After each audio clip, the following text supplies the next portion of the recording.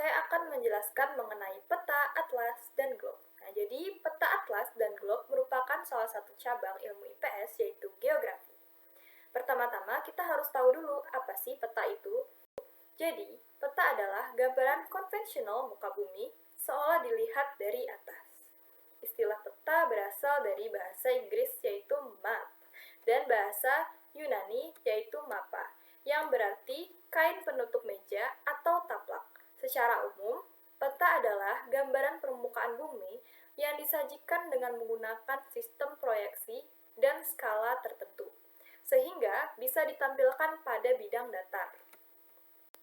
Nah, jadi ada juga beberapa tokoh yang menemukan peta, yaitu Al-Idris, Anaximeter, dan Ptolemeus. Nah, jadi di dalam peta itu ada yang namanya skala. Skala biasanya ditulis dengan menggunakan banding, seperti 1:1000. Jadi di skala itu menggambarkan jarak real. Jadi kan 1 cm yang ada di skala peta itu bisa saja berarti 1 km dari jarak yang sebenarnya. Adapun peta terbagi menjadi dua jenis, yaitu yang pertama peta umum dan yang kedua adalah peta tematik. Peta umum adalah peta biasa yang seperti kalian biasa lihat. Nah, sedangkan peta tematik itu tuh menggambarkan suatu kondisi tertentu, kayak misalnya kondisi pertambangan, dan juga kondisi gunung berapi. Misalnya pada di Pulau Jawa itu kan banyak gunung tuh. Nah, bisa aja di peta tematik itu menggambarkan bagian-bagian gunung berapi yang ada di Pulau Jawa. Nah, bisa juga menggambarkan daerah pertambangan atau menggambarkan daerah curah hujan. Nah, kemudian ada komponen peta, di mana komponen ini yang pertama yaitu judul peta. Judul peta itu memberikan informasi yang sesuai dengan isi peta. Jadi, judul itu tuh sesuai dengan isi petanya. Selain judul, ada juga garis tepi. Nah, jadi garis tepi ini garis yang mengelilingi peta dengan ujung-ujungnya bertemu pada titik-titik tertentu. Kemudian yang ketiga ada orientasi. Orientasi peta menunjukkan arah dan posisi suatu titik wilayah, biasanya dengan tanda panah yang menunjukkan arah utara. Kemudian ada skala, seperti yang saya jelaskan tadi, skala menggunakan perbandingan. Kemudian ada legenda atau keterangan peta. Jadi di peta itu ada legendanya, dan di legenda itu memberikan penjelasan tentang simbol-simbol yang digunakan pada peta, supaya pembaca itu dapat memahami informasi yang digunakan pada peta. Kemudian ada juga koordinat atau garis bujur dan garis lintangnya. Nah, ini disebut juga dengan garis astronomi, menunjukkan posisi geografis dan biasanya ditandai dengan satuan derajat. Kemudian ada juga simbol peta. Simbol digunakan untuk mewakili objek atau fenomena yang ada di peta, baik yang nampak ataupun tidak nampak. Jadi di peta itu ada simbolnya, yang baik harus sederhana. Jadi simbol yang baik itu harus sederhana. Kemudian selain simbol, terdapat juga lettering. Lettering ini tulisan yang ada di peta, termasuk judul, nama tempat, dan keterangan lainnya. Nah, selain lettering, ada juga warna peta. Jadi peta itu kan berwarna. Warna itu digunakan untuk membedakan objek. Kayak kan ada yang biru, coklat. Nah, kalau biru itu kan wilayah perairan, hijau itu untuk vegetasi. Kemudian selain itu ada juga sumber data dan tahun pembuatan. Jadi di peta itu pasti ada sumbernya, memberikan kejelasan dari mana data itu berasal, dan juga ada tahun pembuatan. Nah, jadi setelah peta ada juga yang disebut dengan atlas. Nah, jadi atlas ini adalah sekumpulan peta yang disusun secara sistematis untuk memberikan informasi geografis yang jelas, menarik, dan mudah dipahami. Biasanya peta atlas ini berbentuk buku. Nah, atlas itu juga bisa disebut dengan sekumpulan peta dalam bentuk buku, karena di dalam atlas terdapat banyak peta pulau yang ada di Indonesia, seperti Pulau Kalimantan, Pulau Jawa, dan juga sebagainya. Atlas itu dirancang agar menarik, informatif, dan mudah dipahami.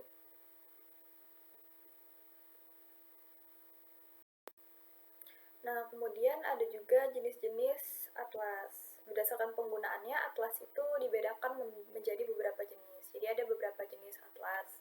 Nah, yang pertama itu ada atlas anak-anak. Jadi atlas anak-anak ini pengenalan awal tentang peta dan atlas untuk anak-anak. Isi dari atlas ini tuh lebih banyak menyajikan informasi kebumian dalam bentuk gambar dan foto supaya mudah dipahami oleh anak-anak. Nah, yang kedua itu ada atlas sekolah. Atlas sekolah ini buku peraga yang digunakan dalam proses pembelajaran geografi. Yang ketiga ada atlas nasional. Nah, atlas nasional itu atlas yang dirancang untuk digunakan oleh berbagai kalangan, kayak dari mahasiswa, peneliti, dan bahkan untuk masyarakat umum. Kemudian atlas juga terdiri dari berbagai komponen. Nah, komponen yang pertama itu yang pasti ada judulnya. Jadi judulnya atlas ini mencerminkan isi dari si atlas, misalnya atlas dunia. Di dalamnya itu menyajikan semua informasi geografis dari negara-negara. Nah, kemudian ada daftar isi. Jadi kan di atlas ini tuh terdapat banyak peta ya, jadi pasti harus ada daftar isinya supaya kita bisa menemukan apa yang ingin kita cari di atlas tersebut. Kemudian ada petunjuk penggunaan. Nah, hal ini berfungsi untuk kayak memberikan petunjuk bagaimana cara menggunakan atlas. Dan juga petunjuk penggunaannya itu ada berupa simbol-simbol peta dan keterangannya. Dan kemudian ada isi atlas. Terdiri dari sejumlah peta, baik peta umum maupun peta khusus. Maksudnya tuh di dalam atlas kita tuh bisa menemukan peta dunia, peta perkawasan, atau peta per negara. Kemudian ada indeks, itu halaman dapat ditemukan nama-nama seluruh tempat dan kenamakan geografis yang terdapat pada halaman peta. Nah, jadi saya akan memberikan contoh atlas. Ini adalah atlas. Jadi di dalam atlas itu tuh terdapat banyak informasi seperti lagu daerahnya. Di sini tuh ada lokasi, ada kepulauannya, ada luasnya. Kemudian banyak sekali informasi yang terdapat di dalam atlas. Nah, kemudian selanjutnya ada yang disebut dengan globe. Jadi globe ini merupakan representasi permukaan bumi yang dibuat dalam bentuk tiruan bola. Jadi tiruan bumi gitu. Karena kan globe bentuknya bulat dan seperti bumi. Globe memberikan gambaran yang nyata mengenai bentuk, ukuran, daratan, dan perairan, serta menunjukkan jarak dan arah yang sebenarnya antara dua lokasi. Jadi, globe ini kita bisa mempelajari hubungan spasial antara berbagai lokasi. Terus juga memperlihatkan jarak dan arah yang sesungguhnya. Jadi poros globe itu dibuat miring seperti bumi. Jadi miringnya itu sekitar 66,5 derajat terhadap bidang edarnya, yang dikenal dengan bidang ekliptika. Jadi, globe terbagi menjadi dua jenis. Yang pertama itu ada globe terestrial atau bola bumi dunia yang biasa kita temui gitu. Nah, yang kedua itu ada globe celestial, dimana ini tuh lebih menggambarkan kayak ke rasi bintang, terus bintang tetap, serta bulan dan planet-planet lainnya. Kemudian globe memiliki beberapa komponen, yaitu yang pertama itu bola dunia, bagian utama dari globe yang berbentuk bola. Nah, yang kedua itu ada garis lintang, garis horizontal yang membentang dari barat ke timur, seperti garis khatulistiwa. Kemudian ada garis bujur. Garis bujur itu garis vertikal yang membentang dari kutub utara ke kutub selatan. Kemudian ada khatulistiwa, garis lintang utama yang membagi bumi menjadi belahan utara dan selatan. Kemudian ada kutub utara dan kutub selatannya. Selain itu ada sumbu globe juga, yaitu batang miring yang menopang globe dan mempresentasikan kemiringan rotasi bumi sebesar 23,5 derajat. Kemudian ada dasar atau dudukan. Kan di bawah globe tuh biasanya ada penyangganya. Nah, itu yang disebut sebagai dudukannya. Selain itu ada skala juga. Jadi di globe itu ada skala yang menunjukkan perbandingan antara jarak pada globe dengan jarak sebenarnya di bumi. Terakhir ada warna dan simbol geografis. Di mana ini simbolnya pasti memiliki makna tersendiri ya.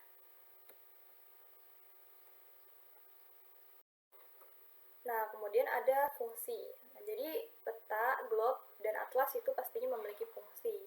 Fungsi utama peta itu yaitu untuk menunjukkan letak, kayak gini saya, dan juga arah, kayak misalnya arah utara, selatan, barat, kayak gitu. Kemudian juga kayak menunjukkan bentuk pulau. Nah, jadi kan di peta itu tuh ada bentuk pulaunya, jadi kita bisa tahu tuh kayak Pulau Jawa tuh seperti apa sih bentuknya gitu. Kemudian lebarnya tuh berapa sih begitu.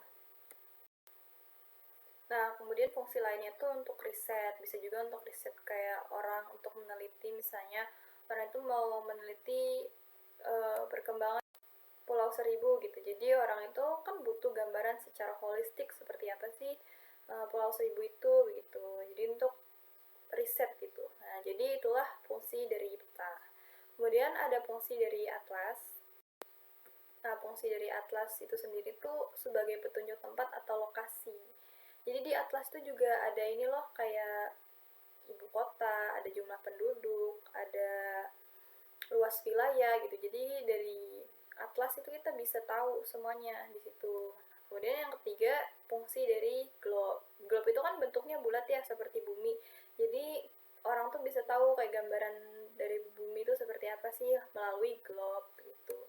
Kemudian menunjukkan bentuk bumi yang sesungguhnya gitu kan. Jadi kita bisa tahu, oh jadi globe ini bumi gitu. Jadi bumi itu seperti globe.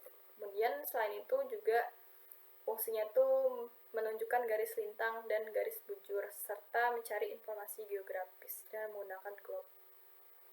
Sekian video dari saya. Terima kasih. Nah, kemudian